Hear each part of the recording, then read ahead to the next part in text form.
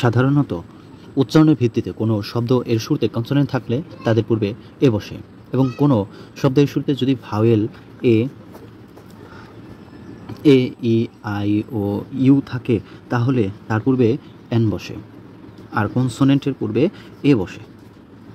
এ এবং এন উভয়ই singular countable নাউনের পূর্বে বসবে, যেমন she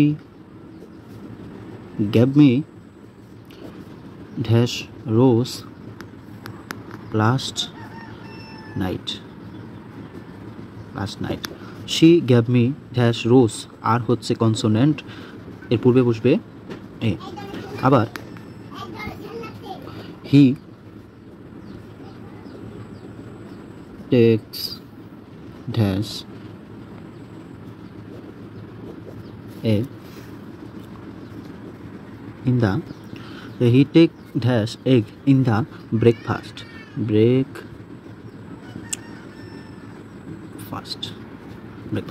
she takes dash egg in the breakfast. E vowel, তাই এখানে বসবে এন।